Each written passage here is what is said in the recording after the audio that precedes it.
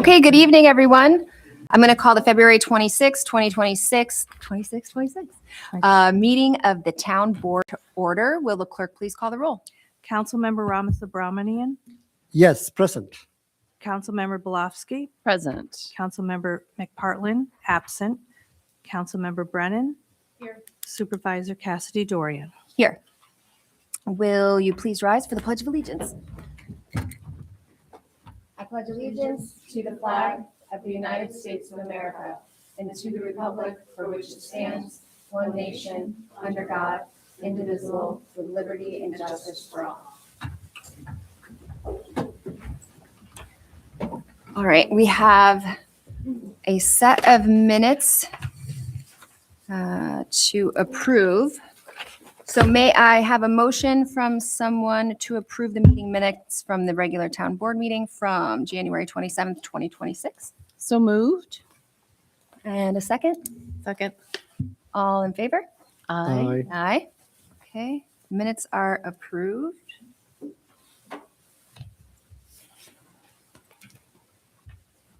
Okay, we do have a discussion item on for today that I think there is a packet of information from Schenectady County Food Council. We had a flurry of activity, and I don't know how much the town has interacted, but I think the suspending of SNAP benefits was a kind of trigger for everyone to pay a bit more attention to this. And in fact, Courtney, who works in our community programs department, Courtney McGavero, who had worked with me previously, we had actually already started interacting with a few groups in the area because Capital Church, which took over the Martin Harding Mazzotti building, it's a weird building because the line of Colony and Schenectady County goes right through the building, but they pay taxes in Niskuna. And the pastor there is amazing. The woman, Tracy, who operates the food pantry there is fantastic. She's very communicative. She very much encourages us to send residents who might need some help over to them. They have a Thursday pantry, a set of hours on Thursdays for pantry. Their pantry is beautiful. Everything is brand new in there. It's absolutely fantastic. So we did a few meetings with them just to see how we might be able to find families in Niskuna who we might not otherwise know have food insecurity. Through the school district, it's a little bit different. We have Niski Now. They have the ability to target families in a different way. We don't really have that ability. So we're kind of guessing. But we have heard from groups of senior citizens in the town who we know are struggling a bit, particularly because it's fixed income. Obviously, our taxes, fees, food, in this case, gasoline is staying relatively steady, but look at your national grid bill. Everything's going up. And so food becomes one of those things that is more flexible than something else, which is a horrible thing. So we talked a little bit with the senior center about potentially putting in a pantry there. For various reasons, it wasn't the right fit. But we did have a conversation with the regional food bank right next to the airport there. They have a new app that we had talked a little bit about piloting. The problem is that since we can only identify as a town, we can only get feedback from a group of residents who happen to be older and not necessarily wanting to pilot a mobile app. That wasn't necessarily the right fit. But there's pieces here that I would love to try to fit together at some point. And I know we have, Donna reached out from Community Foundation. Is it Community Foundation that's putting on that event? I can't remember. What she volunteers for so many things that I don't know which one it's actually putting on, but we'll have more information about that. We're kind of a backup site. I think that they're trying to host an event at the high school. So I'm sure that they'll be promoting that. But at the same time, Schenectady County Food Council has created a kind of outline of the policies that they would like us to publicly advocate for so that when they're pushing the state legislators to pass a budget that includes some of these initiatives, they have their local support from the towns in their counties. And I don't think it's just Schenectady County. I think that there's a lot of them who are pushing the legislative priorities. So the second page of this kind of outlines, this has the update, right? Because they added something to it, right? Kelly, did you did you include that last email that they sent? I know they added something to the priorities list. Okay, it was like a last minute thing. They said, oh, if you already printed it out, no big deal. But I think it was a couple of days ago. So did anybody get a chance to review this, or do you have questions or any concerns about us, offering support? Looking pretty good? Yeah. Yes? Okay, so, and I think I've shared most of what I've mentioned previously, but I do think that oftentimes Niskuna kind of isn't necessarily thought of as a place where there's a whole lot of needy families, but there are needy families, and then they get ignored, and we don't necessarily have programs put in place, again, outside of the school, because they're hard to find, and they're not, especially in Niskuna, they're not always good about coming and asking for help. And so if we can, if we can at least pledge support, maybe we can find more of those families and try to find ways to help them. So that's my That piece. sounds good. Good? Yes. Any? Okay. So our intent here is to, find those families. Like, would it make sense to put something on our website or? Well, the problem is that I'd love to have a program aside from just saying, hey, the food pantry, if you're in need, the food pantry is, open on Thursdays from 3 to 6, and you can go fill out a form, which, by the way, there is an income requirement, but that pantry gets private donations as well. They don't turn anybody away. So if somebody is showing up there and doesn't want to fill out a bunch of forms, they're still going to allow them to pick things up, which is not the same for all of these programs. So that's another good thing. But I don't know, we don't have anything specific to Niskuna outside of the Niski Now program. And so I guess the conversation probably before we do that should be, what do we want to support? What can we support? Because we would need to find funding either through, you could theoretically put it through the town budget, but is there another way? Are there organizations who can help us piece something together that maybe we could offer space instead of funding, that kind of a thing? So I feel like we have to have a bigger conversation. It's just so many other things pile on to our priority list that this one gets, shakes down to the bottom. And I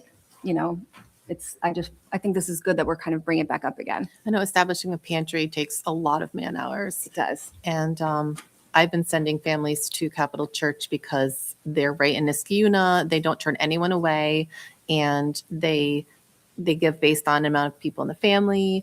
And they also have delivered to one of my families who there was a medical emergency, and that was the one person who drove in the family. So they do emergency, like they'll drop things off at your home. Like they go above and beyond. So I recommend them to everyone. I send out their information to all the district social workers because Niskuna provides food. It's supposed to be for the kids, Right. but there's still adults in the home. So Yeah. Capital Church is such a great resource. They really are great. Yeah. And the problem, it's not really a problem, but it's a disconnect, is that they are thought of because their primary location was in Albany County.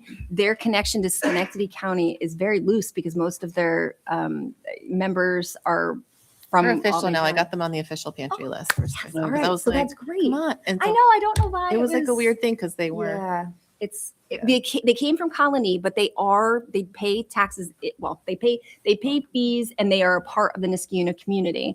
And so why not embrace them if they're offering something that we don't have? So, I And would if- say even if we want to just dovetail, like that SNAP food drive we did, that was so Yeah, successful. I If we love commit that. to like once every quarter doing a town food drive to fill the pantry, like just so like Mhm. we're as a town doing, I absolutely something love that's- that idea. because they already have such manpower and the hours and the organization Yeah. and the licenses and the, And I think I think to your point, Jessica, like people want to do something. You just have to make it as easy and convenient and straightforward as possible. Yes. it's almost like why recreate the wheel when we have this resource here, and Yeah.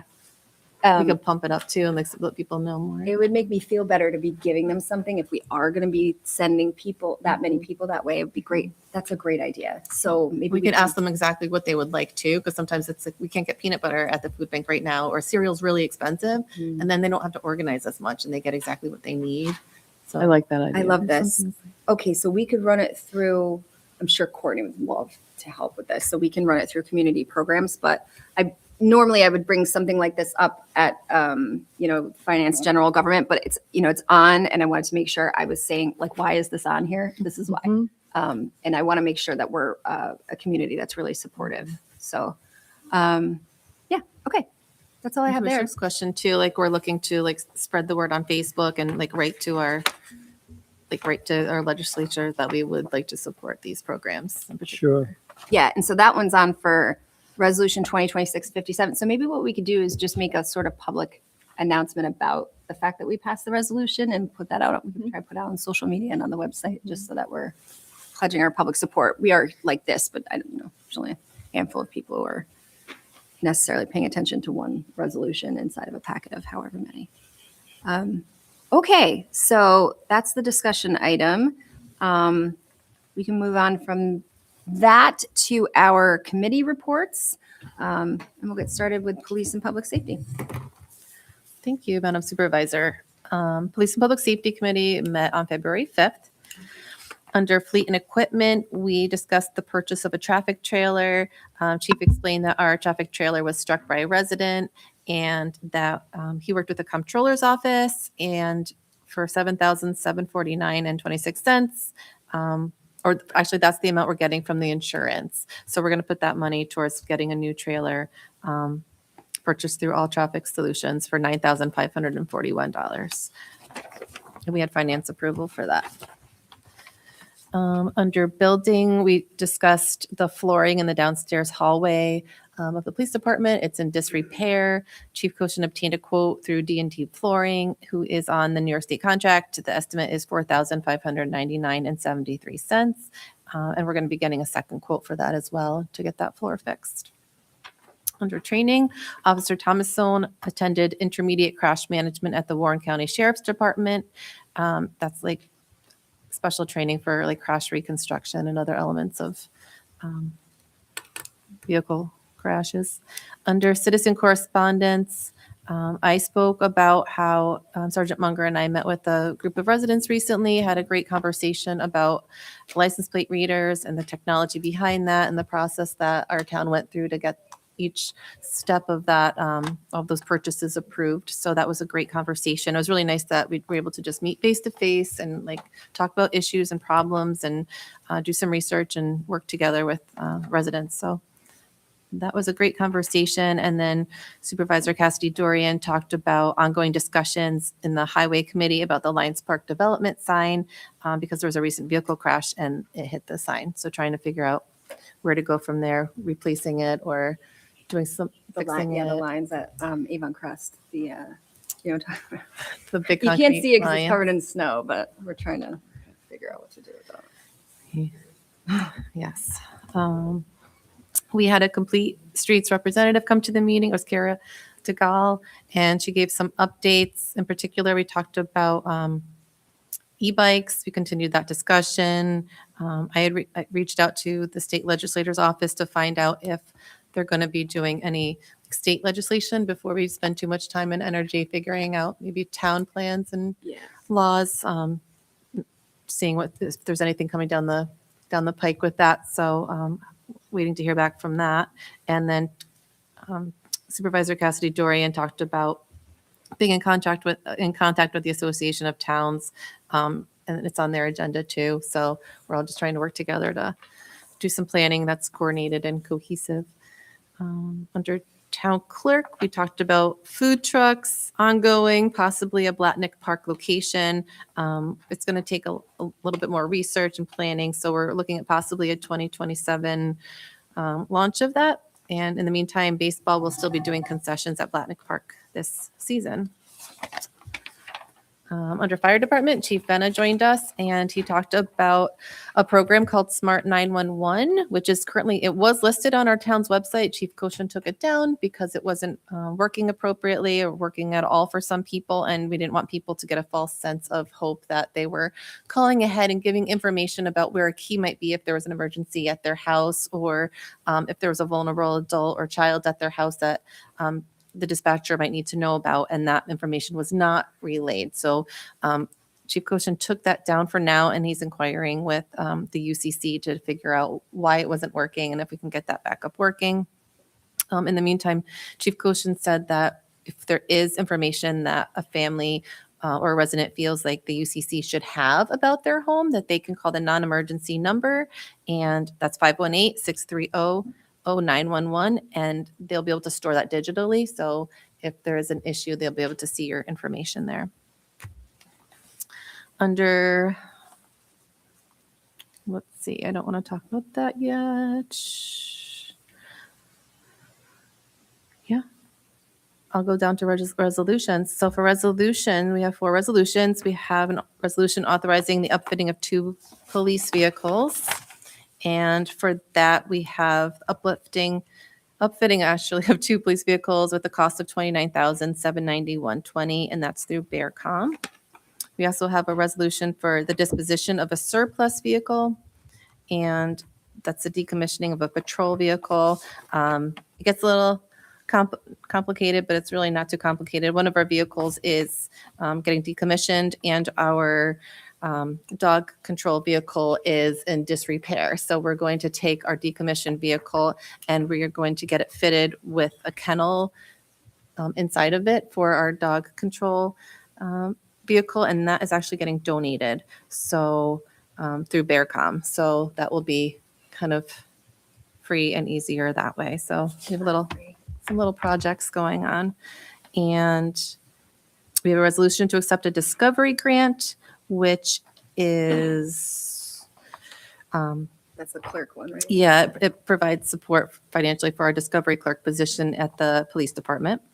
And we have a resolution accepting a Stop DWI grant, which is $12,750, and that supports putting officers on the road to deter impaired drivers. And we have a resolution for permanently appointing a police officer, Officer Spencer. He's been doing a great job, so we're excited about that. And then our next meeting is March 5th at 3:30 in the Schaefer Room. All right. Fantastic. We will move on to, we're going to skip highway, parks, and community programs. I'll throw in some details about that. We'll go right to water, water, sewer, engineering, and environmental. Thank you, Madam Supervisor.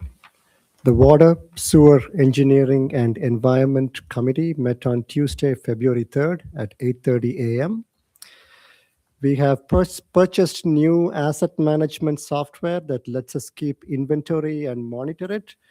For instance, when there is a water mains break, with the current procedure, it is difficult to tell if there's been a break in a nearby location recently. We mostly rely on paper notes on paper records. With a new electronic system, this sort of monitoring will be more straightforward, and we will be able to use the data moving forward to accurately track the breaks and other items that need our attention. There's a stormwater study that multiple departments within the town are working on. There are some key contributors: the Mohawk Golf Club, the firehouse, and the school district. Our resolutions tonight involve the purchase of a crash safety trailer, which protects our workers when they are doing road work. And there are also some routine reconciliation resolution. And thank you, Madam Supervisor, for explaining to me how those reconciliations work. And I'm happy to explain it back to anyone that is interested. We are also making progress toward adoption of new water rates as proposed in the Raftelis study. As you all know, it's a fundamental paradigm shift. Under the new paradigm, there is no minimum usage charge, only a smaller readiness to serve charge. And currently, we are carefully going through how the new billing affects all customers, paying special attention to those that might see a water bill increase. And work is also being done at the wastewater treatment plant in order to use the biogas that is generated by our digesters. As you know, in addition to digesting our own municipal waste, we also digest solids from the Chobani plant, and that is a source of revenue for the town. But moving forward, we are also hoping to use the biogas that is generated to operate the sludge dryer and also to power the biogas generator which will reduce our electricity and natural gas bills. And this is my second month as a town board member and a chair of the Water, Sewer, and Engineering and Environment Committee. I've toured the various sites like the wastewater treatment plant and the pump station. And thank you, Daniel, for taking me. And I also had a chance to visit with our work crews while they were actually fixing a water mains break. I walked away very impressed with the quality and the timeliness and the professionalism of their work. These are good people doing good work, and I'm grateful for their hard work. And we do get positive feedback from residents saying that they are thankful that people are working nights and weekends to get their water mains repaired. And last but not the least, we have successfully submitted our first grant application, well, first since I came over, for water mains repair. The next meeting is scheduled for Tuesday, March 3rd at 8:30 a.m. Thank you.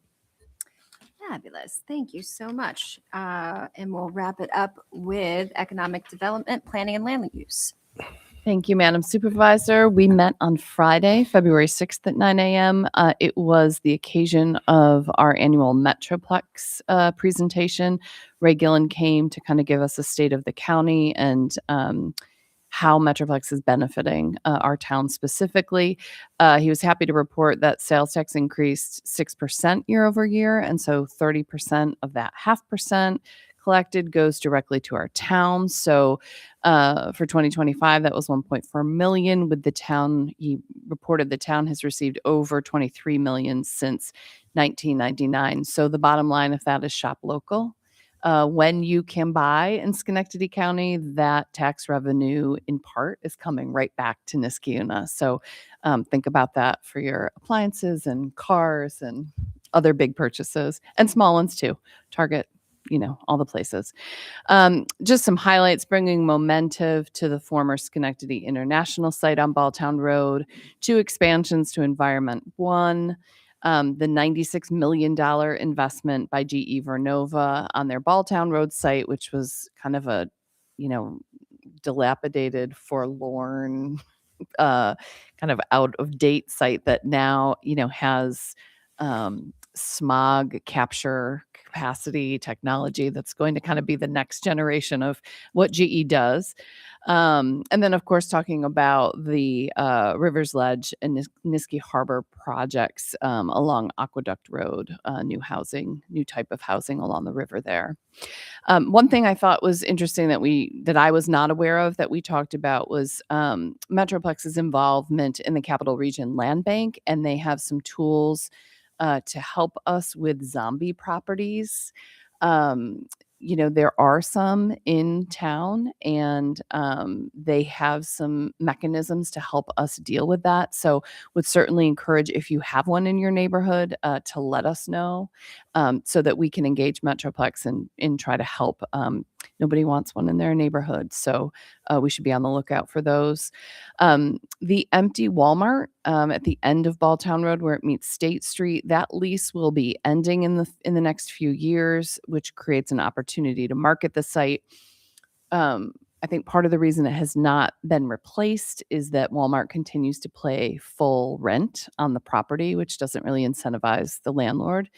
But that's sales tax that we're not getting. So I know personally, I feel like that's a priority where we have opportunities for that sales tax. We should be going after that. So stay tuned. I'm sure I share with many people the sorrow in the closure of Gershon's Deli. There are some vacancies on Upper Union Street. We kind of share that with Schenectady, but we talked about Metroplex really making sure that they are on top of it, paying attention, maintaining that. So that corridor stays strong. It's a tough time for retail. Also, to point out that the Lions Park segment of the bike trail, the Empire Trail, is one of the busiest in the state. So that's such an asset for us. We need to continue to think about maintenance of that, but also are there opportunities to reach people and do other things along that corridor since we're getting so many people. Let's see what else. The Climate Smart Communities Grant Project for the sidewalks. The next step will be in the spring. That will be a public meeting at one of the schools, or probably both of the schools. So probably not until April. But if you are affected by that or interested in those sidewalks on Cornelius and Birchwood, keep an eye out. The Route 7 linkage study is reaching its final stages. The speed of traffic was the overwhelming concern. Thank you. The partners that we're working with were extremely impressed by the level of participation. Not a shocker that our citizens took the time to share their thoughts on that, and that work will continue. It will be presented to the Transportation Council Policy Board with the ultimate goal for the town board to adopt it, and then that puts us in a position to start going after grants. Our planning board continues to be extremely busy with 3 meetings in February and a lot of projects. One of those is Niskayuna Harbor, which is the second planned use development along Aqueduct Road. That will include a mix of 8-unit, 4-unit buildings, as well as townhomes that will be on individually owned lots. The project is deeding a green swath of property to the town. There will be amenities like a kayak launch and some trails, and it will connect back into the existing bike trail. Kia Automotive at 3900 State Street. That has been a long project. I worked on it while I was on the planning board, and they are believed to be at their final site plan, which does integrate more green space and has some good features. That was a good back and forth, I think, between the town and the planning board with the applicant. So that will not only keep Kia in Niskayuna, but it creates a much safer place for those tractor trailers to unload vehicles, because we learned sometimes that was happening right on State Street in the middle of traffic. The comprehensive plan team continues to progress on their chapters toward a final document. We are still looking for folks for the zoning board, the conservation advisory council, and the architectural review board. If you're interested, please reach out. You can reach out to the planning department or myself, and we'll sort of advise you on the next steps. Just moving to, we had a lot on our agenda. I know I'm going along. Resolutions, the adoption of the open meetings law, remote attendance policy. We did have the hearing on that, and we're really kind of already doing it. This was sort of a formality to make sure that we had it on the books. And that it does allow, when necessary, for people to participate remotely. The resolution to potentially appoint an alternate to the zoning board. We needed to add a company to the town's town designated engineer listing to make sure we had the skills and expertise we needed for upcoming projects. We are looking at the Transportation Alternatives Grant Program, starting to apply for money toward Route 7 and the things that we want to do there. And we're also looking at a tentative resolution for the submittal of a grant for the Open Space Conservation Grant through DEC that allows us to actually purchase open space from folks. So just use that as a plug. Ashok and I have been working on that, and if people have open space that they're interested in, again, reach out to Ashok because we're sort of starting to compile a list of potential properties.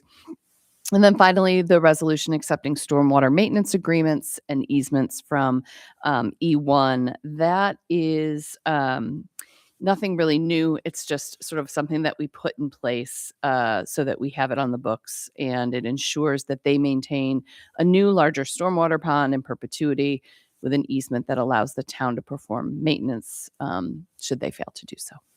Thank you. All right, thank you. And Madam Supervisor, I will quickly add something regarding the open space grant.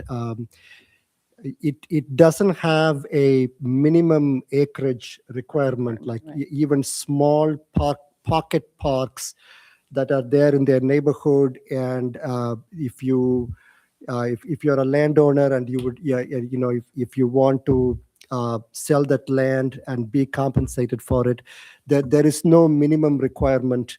And there is no town match. So if you know somebody or are aware of some property, then please get in touch with either Sarah or I. Thank you. Ashok, are we limited as to how many parcels we can apply for? Two. The town can apply to 2 parcels.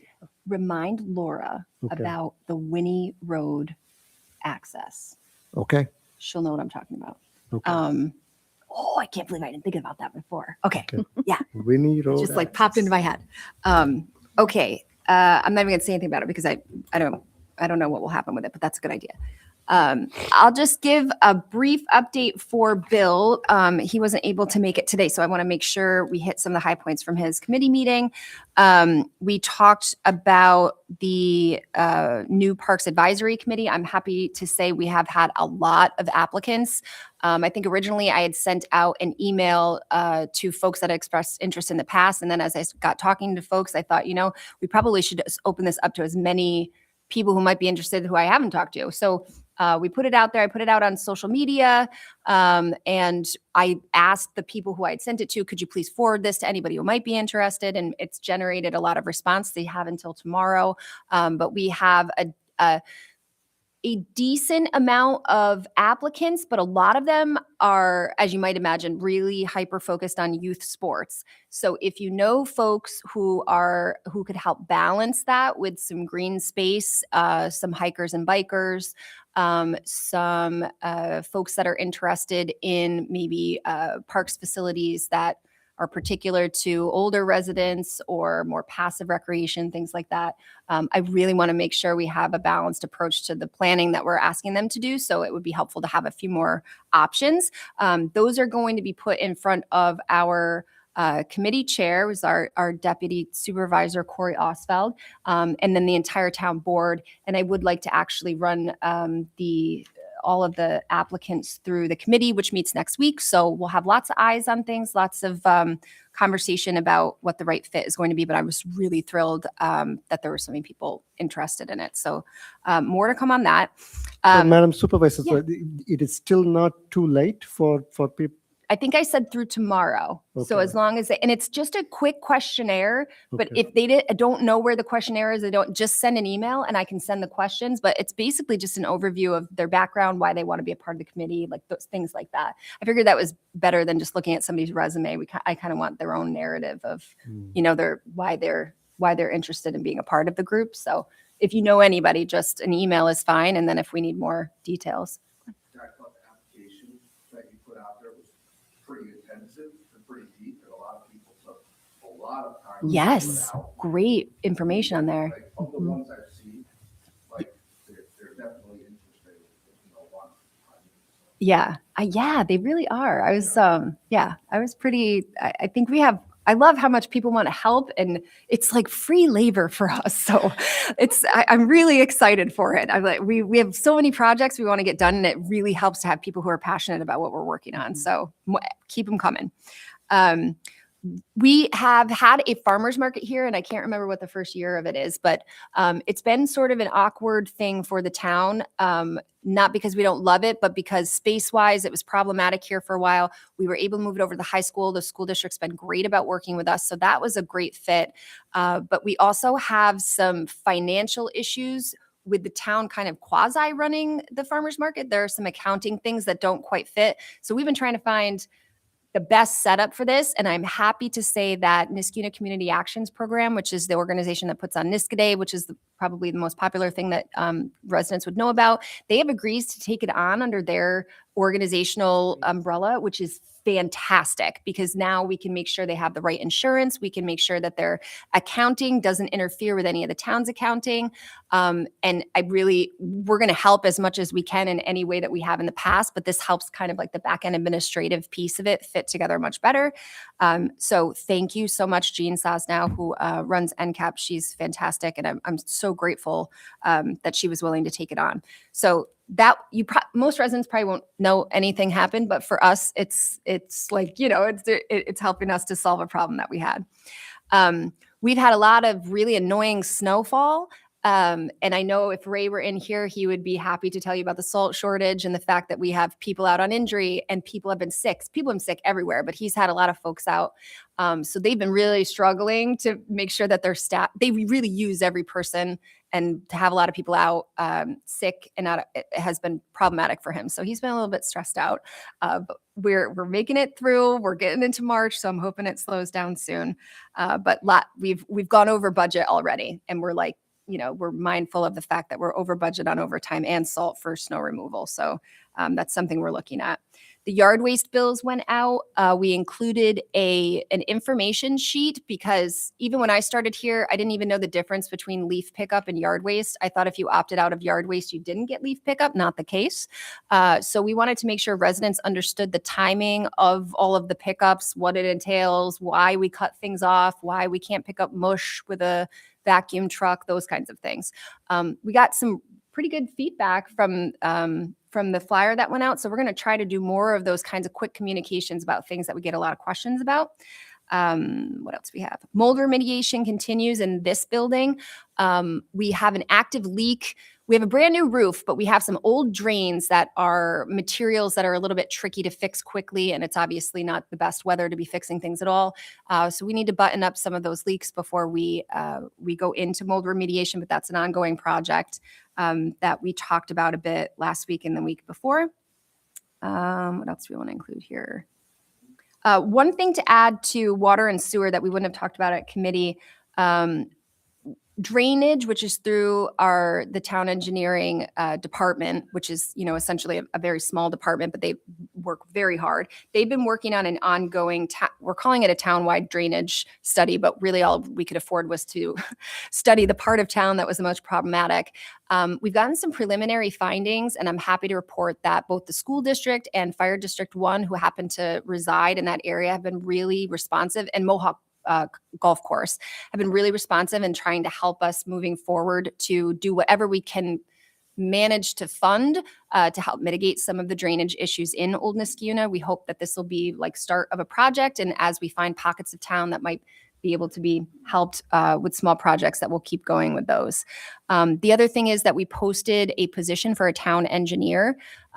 We used to have, so Dan, who is our water and sewer superintendent, was our deputy, who also served in the capacity as town engineer. And we also had a town engineer in our water superintendent. We are not going to fill the deputy position, but instead we put out for a town engineer position. It's essentially very similar functions, but they're going to focus only on the engineering and the go-between between building and planning and water and sewer. That's been posted online, and from what I understand, we're going to start promoting it a bit more. Yes, on the weekend, it'll be put on Indeed. Perfect. Indeed's a little expensive, so we're focusing on the weekend, and we have to pay per day. So we're hoping to get a good collection for this weekend and see what we have. But more to come on that, and I'm sure they'll be talking about it in the committee next week. Our town assessor wanted me to remind everybody that renewal applications for the senior citizen exemption are due on April 15th. And then all other exemption applications and renewals are due by March 2nd. It does say March 1st online. I think we just didn't realize March 1st was a Sunday. So you have until the Monday, but if you know folks that have exemptions, it is something they need to address every year. So make sure if you're talking to your neighbors and family members that they know those deadlines exist. The senior citizen exemption, it does include that scaling that we talked about. We approved a higher cap. We put that in the newspaper. I thought the ad looked really good. So we're hoping that information gets out to residents as well to know that the income level has been increased. So it'll pick up on a few more senior citizens who might have slightly higher income.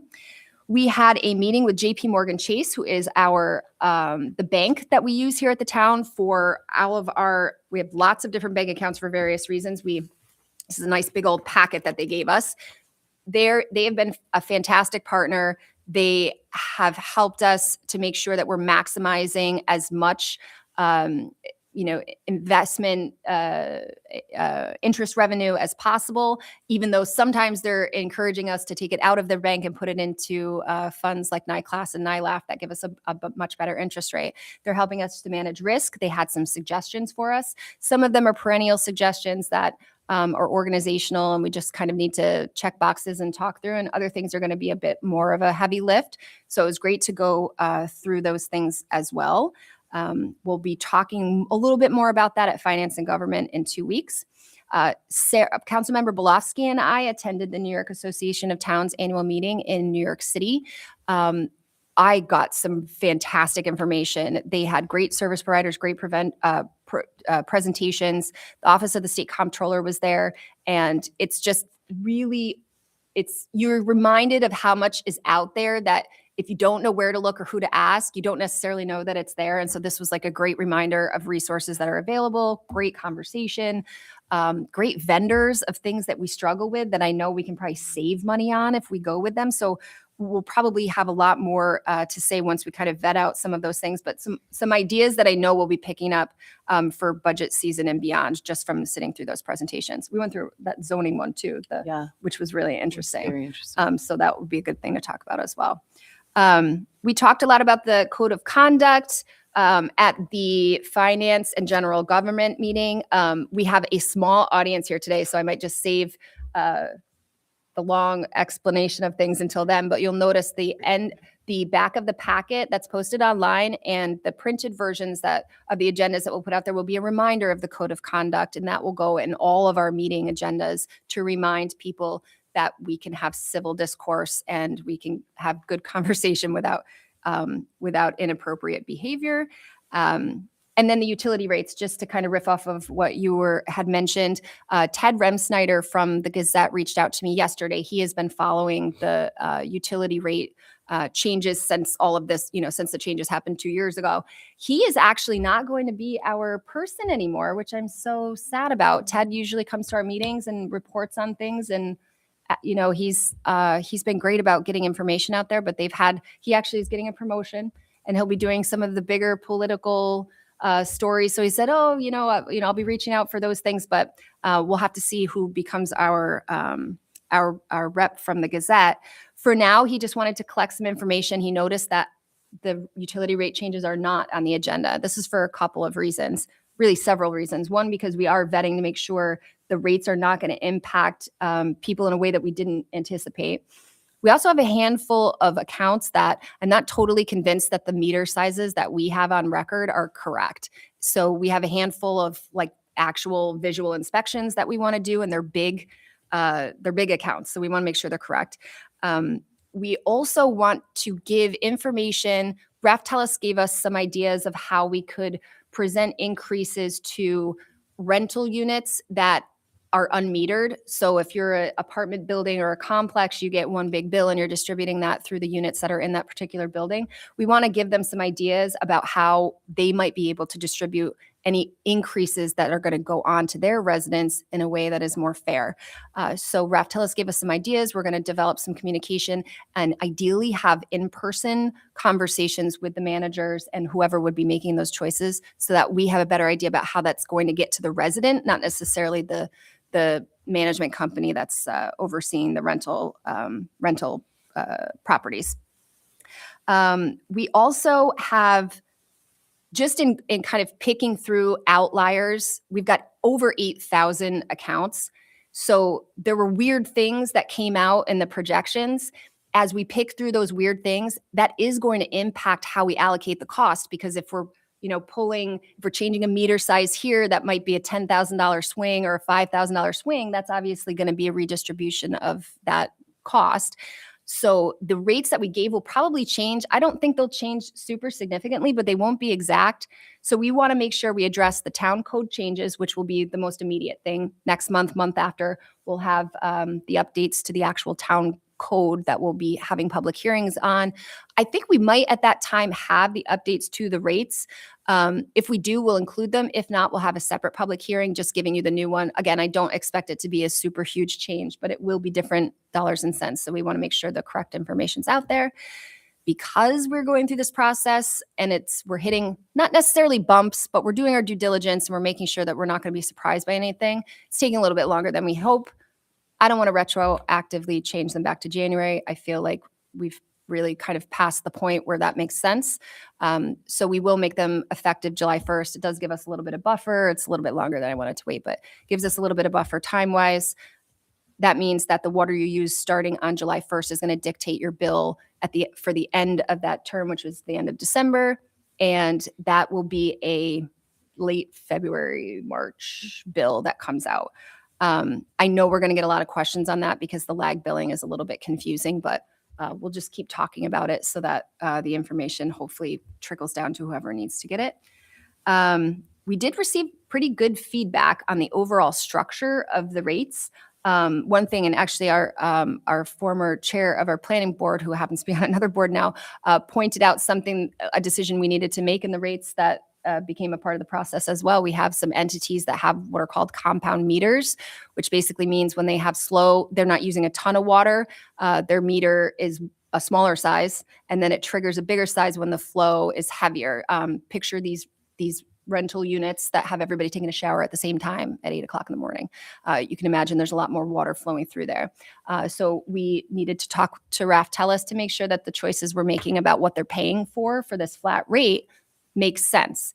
And I think we're going to bring it up in committee, but I think we've come up with a pretty decent plan. But again, that's another area that can affect how, if we're changing that for a bigger unit, it's going to trickle down to some of the other areas. So we want to make sure we know what everything's going to look like. So more to come during that committee meeting. I had also really hoped to talk through some of the overarching initiatives that I've talked about, not only in our committee meetings, but with all of our department heads. For the sake of time, since we're coming up on an hour, I just kind of want to go over like really high level things, which are basically 4 focuses. And the first one would be, no surprise here, fiscal responsibility and transparency. The transparency piece I really feel is going to come with better methods of communication and what I hope to be some really like robust changes in the way that we budget, how long the budget process is, and the types of meetings that we have that residents feel as though their input is being heard. So in my mind, this means starting the budget process for 27 super early, like next month is what I'm hoping for. When we have a lot of time, we can get a lot of feedback. We can integrate that feedback. Then we can talk about it again. And then we feel like we really have resident input on the things that we're putting out for folks. We've talked about doing maybe some summer community sessions about our services. There was a conversation with one of our community members who has a very big Facebook following. There was a conversation on there about towns that charge for yard waste pickup versus not charge for yard waste pickup. I got a news for you. Even if they're not charging you for yard waste pickup, you are paying for it because it goes in your taxes. So in this town, we allow people to opt out so you could save a little bit of money if you don't have a big yard or if you don't have a lot of yard waste and you don't feel like you need it.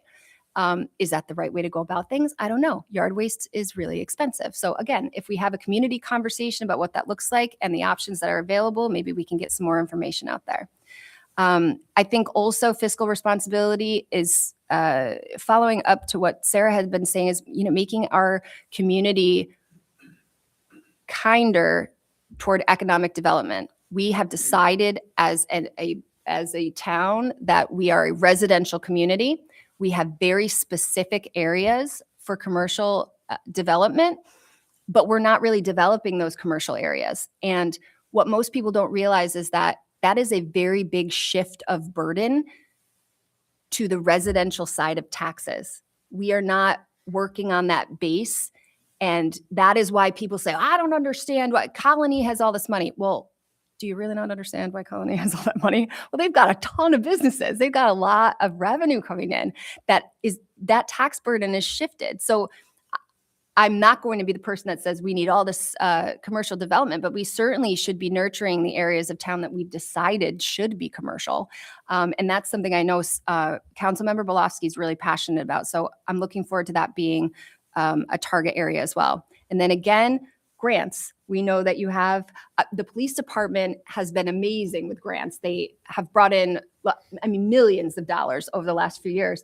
Water and sewer, we really have not been able to crack that. So I'm really looking forward to that. That's a part of fiscal responsibility. We need to find other revenue areas. There's not a lot of options. Economic development, grants. The next thing, and I talk about this all the time, long-term planning, but not just long-term planning in infrastructure, long-term human planning. How are we adopting more efficient methods of technology where we're not necessarily getting rid of jobs, but we can do more with less?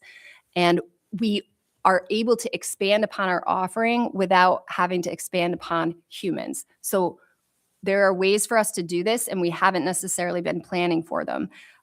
That's something I want to change. I've asked all of our departments to really take a hard look at the roles and responsibilities of the humans that are in their departments. And that helps us all better understand what each person is doing, where there may be gaps, where there may be efficiencies that are easy lifts. That's where we start. We start by just figuring out what is to figure out how we can move forward. The other thing is supporting residents of all ages. I've said this before. I've always thought of this town as being a place where you raise your kids and we have a great school district and then you kind of go retire somewhere else. That's not what we have here. A third of the residents in this town have their head of household is over 65, a third. So that's something. We also, oftentimes, we have a big chunk of that over 65 that has a fixed income. So we talk a lot about this high average income per household. That's not necessarily that 1/3 of residents that we are not necessarily developing any new programming for. How do we have better senior programming? How do we have better support systems? How can we make sure that we're paying attention to things like the senior citizen exemptions? How can we make sure that costs are affordable while still being fair for senior citizens? At the same time, making sure that our families that have children have access to childcare and great programming and affordable recreation sports. Those, we should be running the whole gamut, right?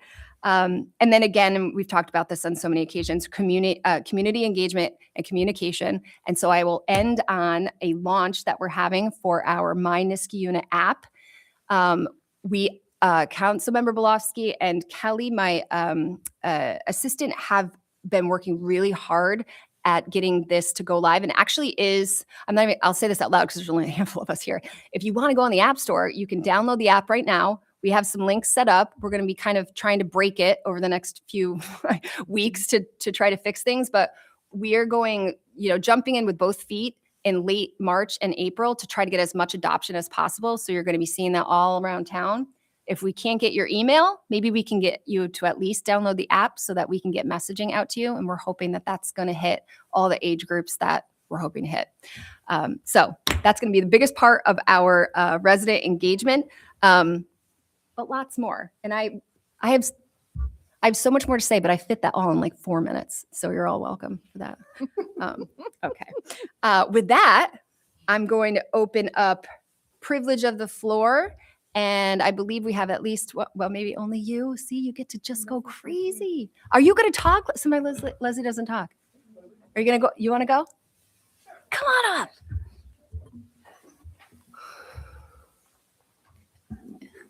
Leslie Gold of Niskayuna. I'm not sure what this to fund these various food-based organizations is about. If it's about giving town dollars, I'm opposed. I don't think it's appropriate. If it's about urging the legislature to add support, I'm totally for it. But from well, I was a couple minutes late, and I apologize for that. I'm still getting used to these early times.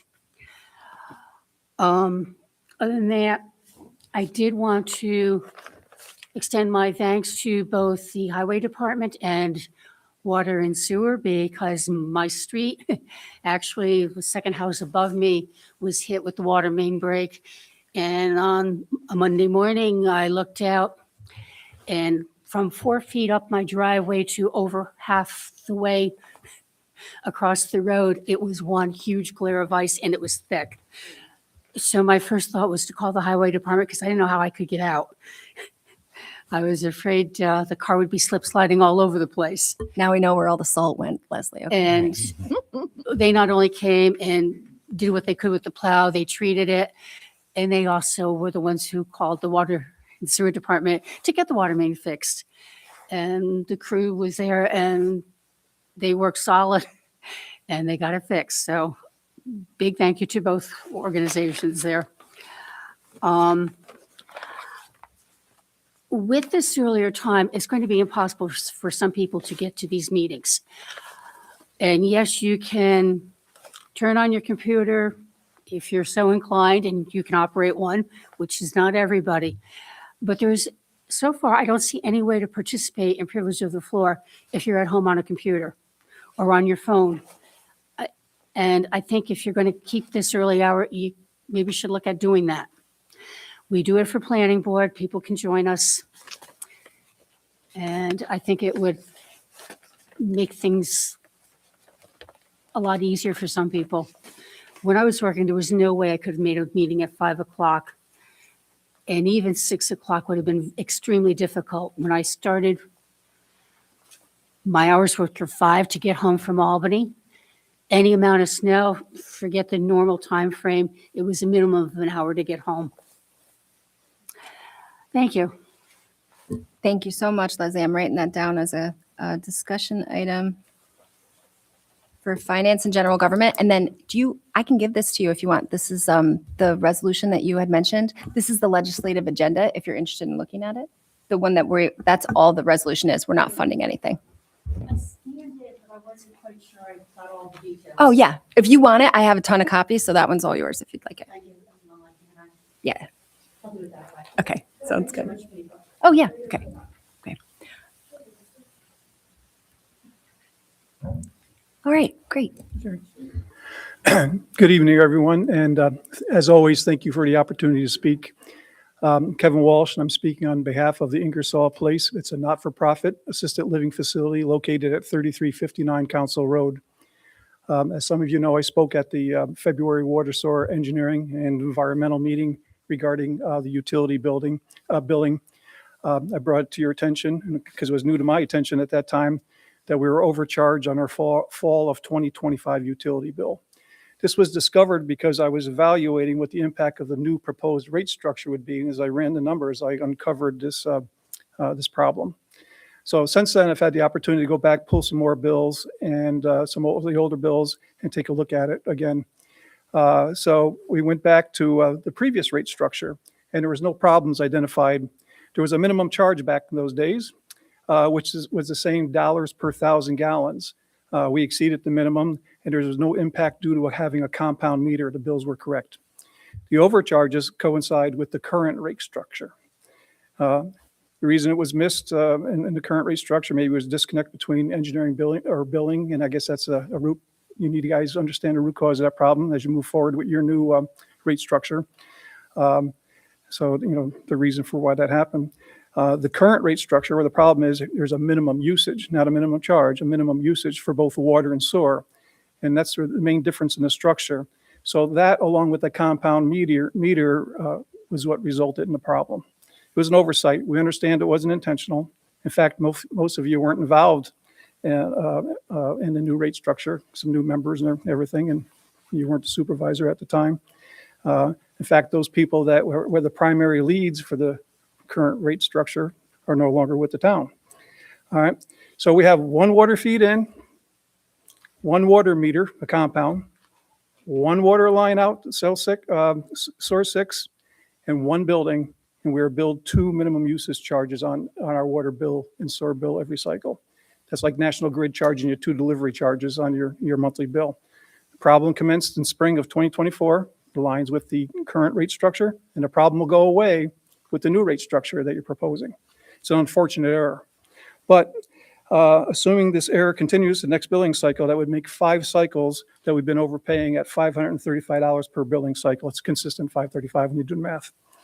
So it's a total of $2675 that we've overpaid, and we're requesting a refund or credit in that amount for our facility, which didn't happen, and I welcome an independent review, but that's what we're looking for.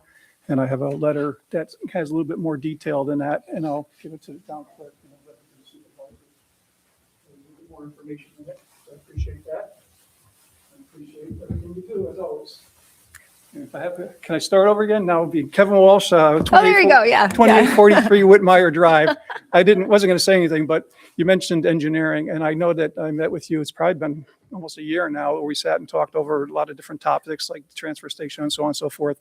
And at that time, I mentioned to you that, maybe we got to look at the model that some of the other towns have where they subcontract some of their engineering. So when you have a low period, you don't have to pay the bill, and peak times, you can maybe even get more than one engineer. And I believe that's how Half Moon and Clifton Park actually function. Yeah. And so you mentioned that you were hiring, so that's why it come to my attention again.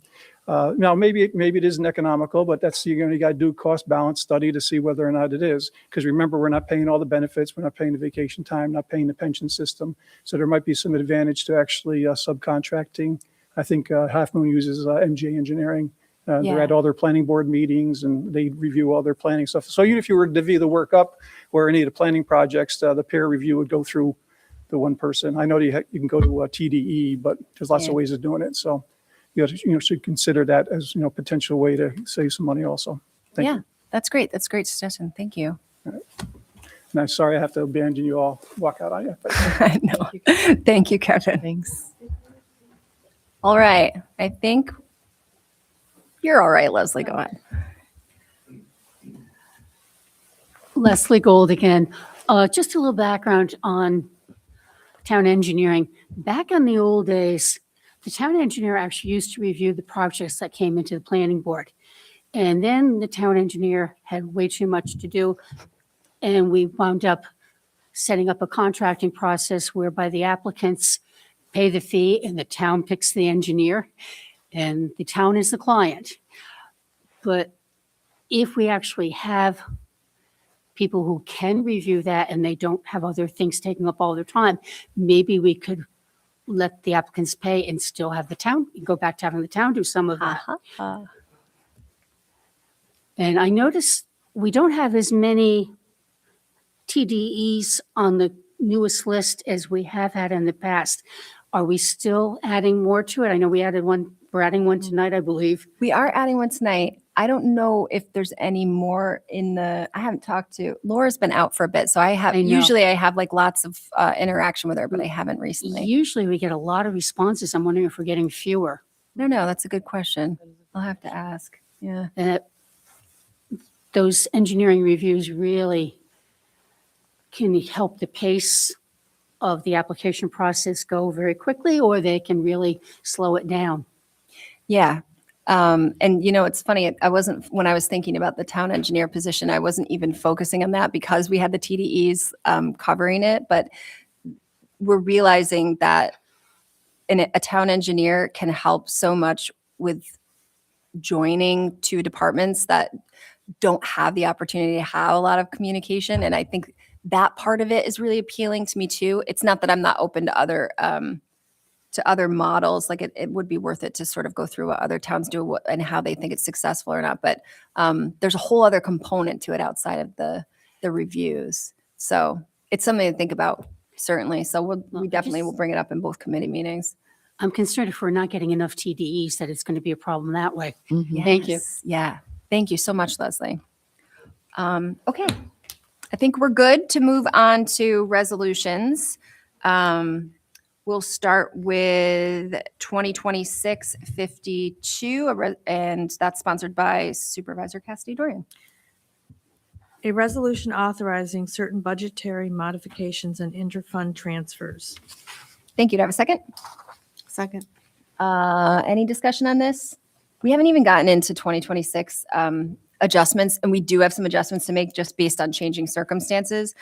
This is still cleanup from 2025, so I think there's a hefty list in here, and there's probably, depending on how our review goes, we might even have a few more. But just to make sure you guys know that the current year budget we haven't even touched yet. But all right, will the clerk please call the roll? Councilmember Ramasubramanian, Yes. Councilmember Belofsky, Yes. Councilmember McPartin is absent, Councilmember Brennan, Yes. Supervisor Cassidy Dorian, Yes. 4 ayes. Resolution passes on to 2026-53, sponsored by Supervisor Cassidy Dorian. A resolution amending the adopted part-time, non-represented employee salary schedule for 2026. Thank you. Do I have a second? Second. Any discussion on this? This was an old rate that got left in there that we needed to update. This part-time, yeah. All right, will the clerk please call the roll? Councilmember Ramasubramanian, Yes. Councilmember Balofsky, Yes. Councilmember Brennan, Yes. Supervisor Cassidy Dorian, Yes, 4 ayes. the resolution passes. On to 2026-54, sponsored by Supervisor Cassidy Dorian. A resolution amending Resolution Number 2026-27. Thank you. Do I have a second? Second. This one was just a paragraph that got left out of, we have a set benefit and time package, which is really old and weird. So for the most part, we tweak it to fit the candidate, particularly because we can't get people who are well off into their careers with the package that we have. So this got omitted from the original resolution, and it came up when we were setting up time banks for the current year. So that's what that resolution is. Did I ask for a second? Yes. Okay. Will the clerk please call the roll? Councilmember Ramasubramanian, Yes. Councilmember Balofsky, Yes. Councilmember Brennan, Yes. Supervisor Cassidy Dorian, Yes. 4 ayes. The resolution passes. 2026-55 will be a retroactive resolution, and it's sponsored by, well, we have sponsored by Councilmember McPartlin, but can I make an amendment to sponsor that? Supervisor Cassidy Dorian. Okay. And can I have a second? Second. I'm sorry. Want to read that? A resolution. Do you want to read that one? Oh, I'm sorry. No, that's okay. I know. You don't know. I'm like, A resolution making an appointment of delegates to the New York State Association of Towns annual meeting. thank you. And a second. Did you second that one? Yep. And Jess seconded it. Yep. As I said, this one's retroactive. We wanted to make sure that was in there because we went down to the meeting, but we needed to have a resolution for the delegates. 2020. Oh, I'm sorry. Clerk, please call the roll. I'm all over the Councilmember place tonight. Ramasubramanian, Yes. Councilmember Balofsky, Yes. Councilmember Brennan, Yes. Supervisor Cassidy Dorian, Yes. 4 ayes. Resolution passes. On to 2026-56, sponsored by Supervisor Cassidy Dorian. A resolution amending Resolution Number 2025-200. Thank you. Do I have a second? A second. All right. And this one is actually the one I was mentioning before. This is the update to that one. The 2026-54 one was actually just an update to a vendor. This is the one that updates the benefits package that I'd referred to in 54. So just to clarify. Will the clerk please call the roll? Councilmember Ramasubramanian, Yes. Councilmember Balofsky, Yes. Councilmember Brennan, Yes. Supervisor Cassidy Dorian, Yes. 4 ayes. The resolution passes. 2026-57, sponsored by Supervisor Cassidy Dorian. A resolution to fund HPNAP and Nourish New York, raise SNAP minimum benefits, pass Good Food New York bill, and fund local food councils. Thank you. I'll make a slight modification, a resolution to support Oh, support. fund HPNAP. So these are organizations who are supporting the legislative agenda that the Schenectady Food Council had asked us to pledge public support to. We won't be, we're not pledging any funds toward it, but we are supporting their legislative initiatives. Okay, did I get a second? Second. And will clerk please call the roll? Councilmember Ramasubramanian, Yes. Councilmember Balofsky, Yes. Councilmember Brennan, Yes. Supervisor Cassidy Dorian, Yes. 4 ayes. Resolution passes. 2026-58, sponsored by Councilmember McPartlin.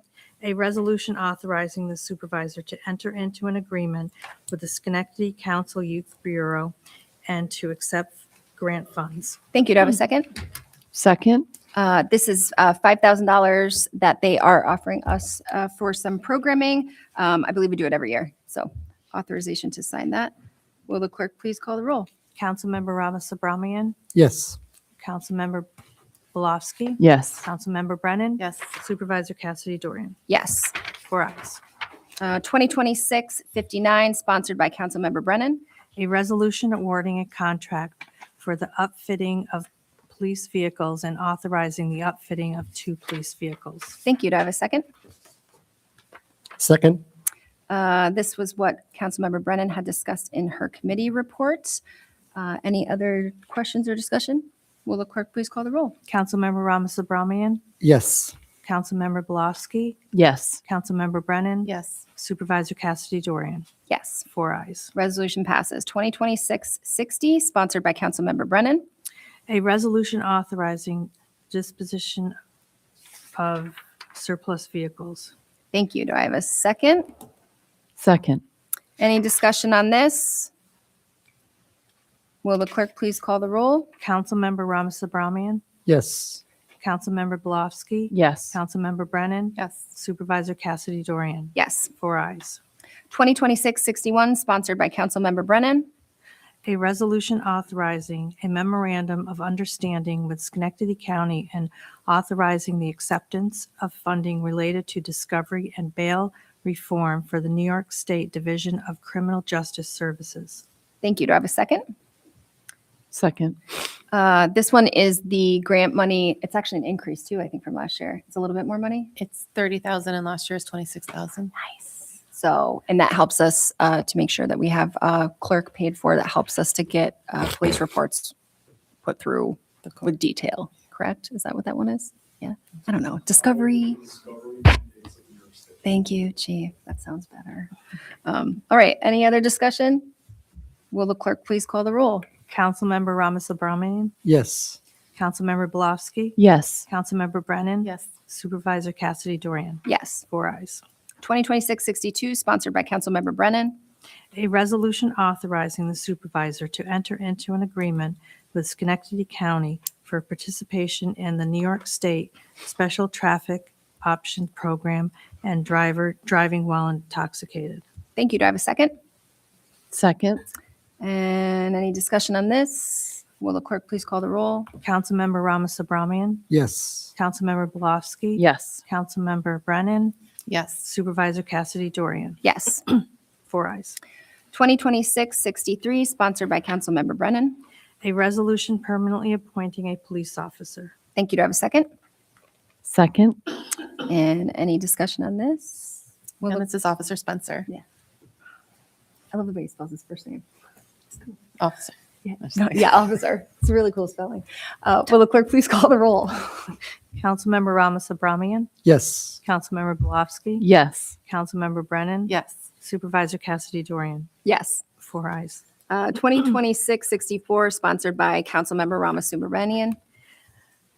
A resolution authorizing the purchase of a crash safety trailer for the Water and Sewer Department.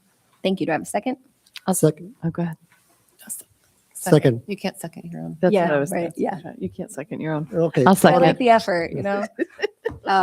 Yeah. One thing, I don't know if we mentioned this earlier, but we spoke a little bit to the police department about the potential for water and sewer sharing this, just in case there was ever a need for the police department to use it on Route 7. So I wanted to make sure I mentioned that we're trying to find ways that we can have multi-use purchases here. So, yeah. Will the clerk please call the roll? Councilmember Ramasubramanian, Yes. Councilmember Belofsky, Yes. Councilmember Brennan, Yes. Supervisor Cassidy Dorian. Yes. 4 ayes. 2026-65, sponsored by Councilmember Ramasubramanian.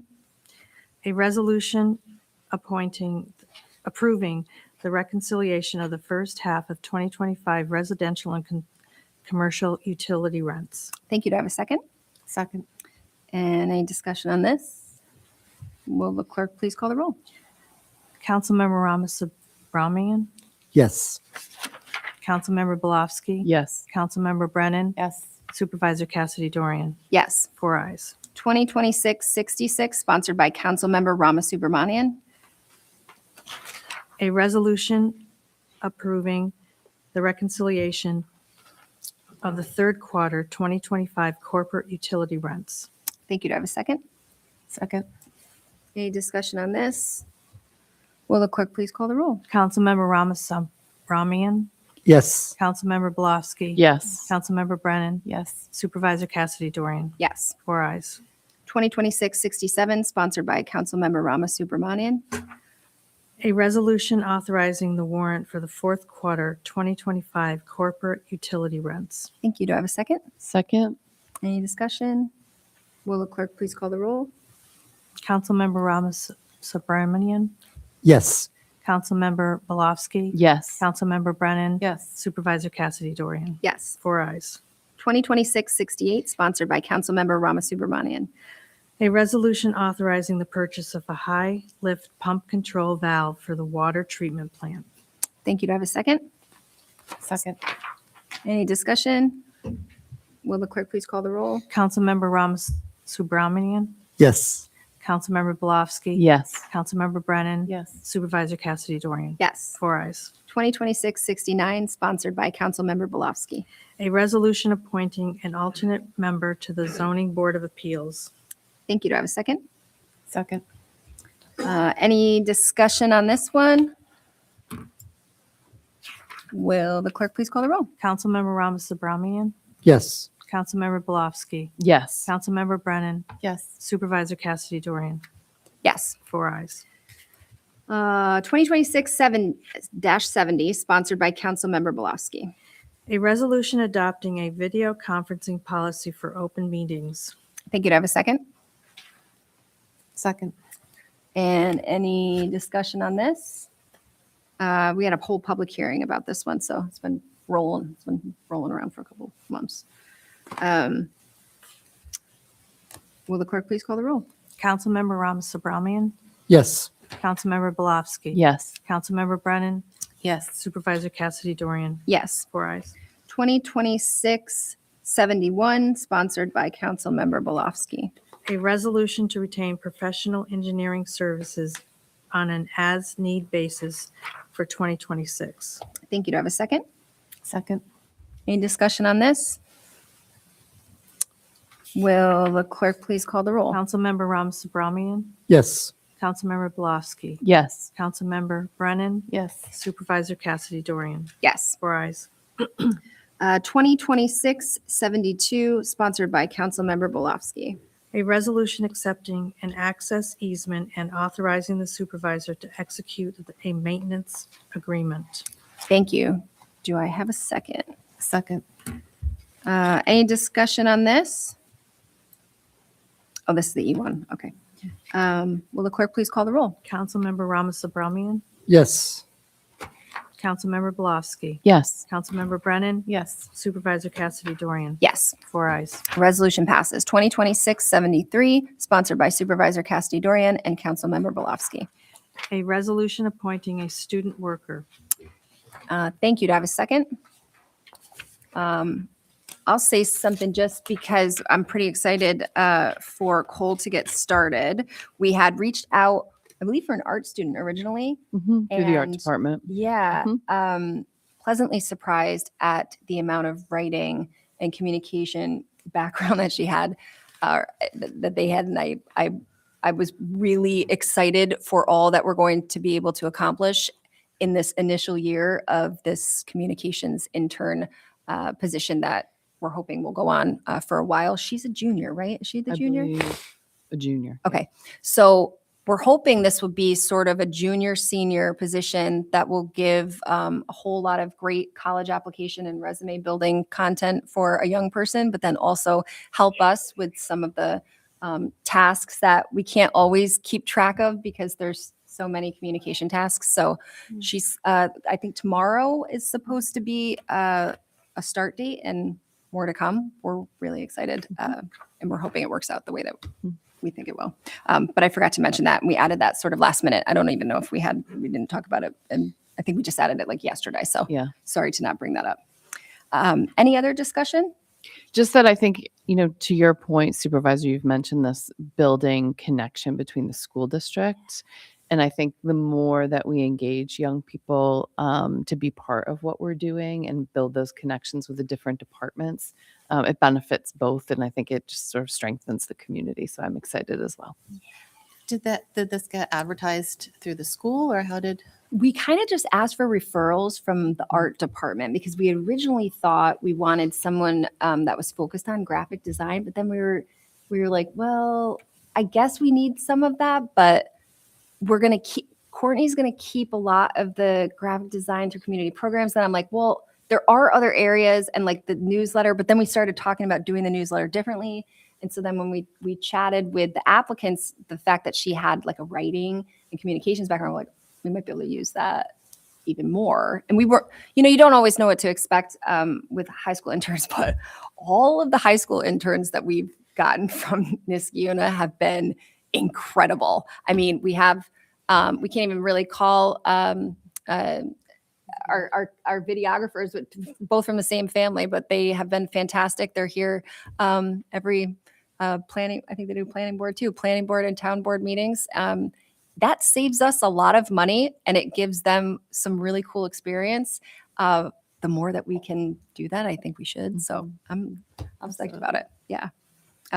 But we're kind of testing it out. But to your point, maybe this is more of like something we present to the school and say, these are the positions we're hoping to fill, and then maybe have them help with distributing. Like a process? Or Yeah. We started with the art department because we just felt that those teachers would have an idea of someone whose career, whose career path or interests might best align. Yeah. And then I think hope to expand it as we go. Yeah. I'm so excited. Okay. One other thing that was mentioned to me for next year, and I think they'll probably unwrap some more details about this, but the school is pursuing a designation on their diplomas called the Seal of Civic Readiness, Yep. Which entails students going through a kind of checklist of things that they have to accomplish. And we're really hoping that we could help be a partner with them in helping them to accomplish some of it's volunteer work. Some of it is learning about civic engagement. I think they have to take a couple of classes, do things outside of the school. So we're really hoping that we can help be a good partner because they've really been great with us. So yeah, more to come. Any other discussion? Will the clerk please call the roll? So I did not hear who seconded that. Oh, I'm sorry. Did we get a second? I may have just blurted out. I'll second. Thank you. Councilmember Ramasubramanian, Yes. Councilmember Belofsky, Yes. Councilmember Brennan, Yes. Supervisor Cassidy Dorian. Yes. 4 ayes. All right. And to finish us off, 2026-74, sponsored by Councilmember Belofsky. A resolution calling for a public hearing on a special use permit for child care daycare education facility at 46 Commerce Park Drive. Thank you. Do I have a second? Second. Any discussion on this? Yeah, I didn't bring this up, but we talked about this at our meeting earlier in the month, that the facility that's currently across from CVS in the old town hall building, their lease is not being renewed. They have what they need in place to create a new facility off of Hillside Ave, which I think is a great location. It serves a different sort of part of the town.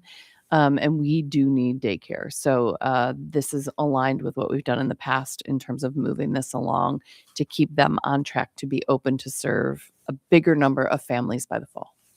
Yes. We're Like a daycare desert around We're a here. daycare desert. are a childcare desert. It's I'm excited for this, especially because it'll be a nice new facility, and that's not even the only one in the area that's closed recently. So this will be, I think, a big filling. I talked a little bit earlier about making sure we're supporting all of our residents. So I'm excited for that. Will the clerk please call the roll? Councilmember Ramasubramanian, Yes.